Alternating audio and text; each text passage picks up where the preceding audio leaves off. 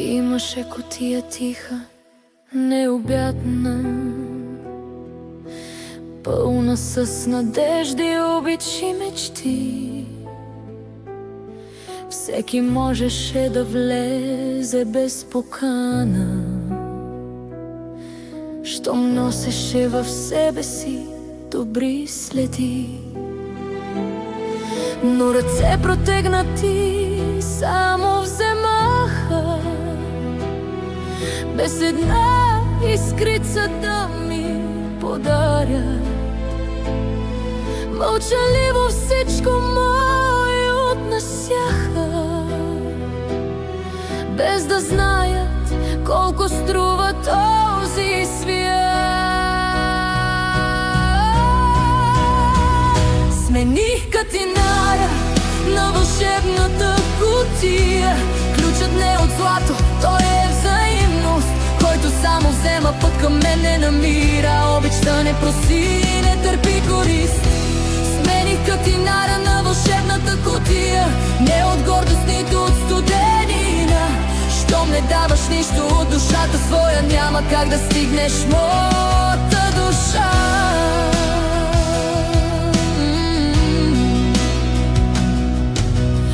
Ангел дълго пазеше вратата, прощаваше и чакаше без глас. Но когато срещна само празни длани, си тръгна тихо, уморен от нас. На неговото място сянка се събуди. Не защото злото в мен живя. Всеки ангел може да се умори, щом остане сам да носи любовта. Смених катинара на вълшебната кутия. Ключът не е от злато, той е взаимност. Който само взема път към мен не намира. Без сърце не се печели вярност.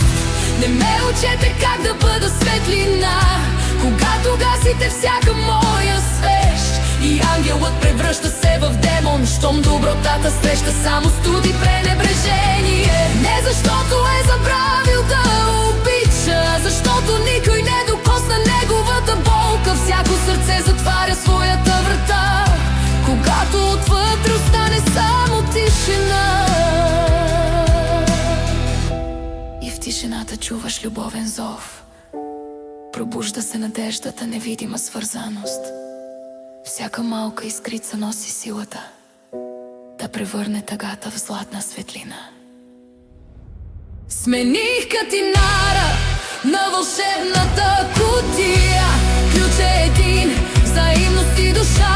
Ако идваш само да вземеш, вратата вече няма да се отвори сама.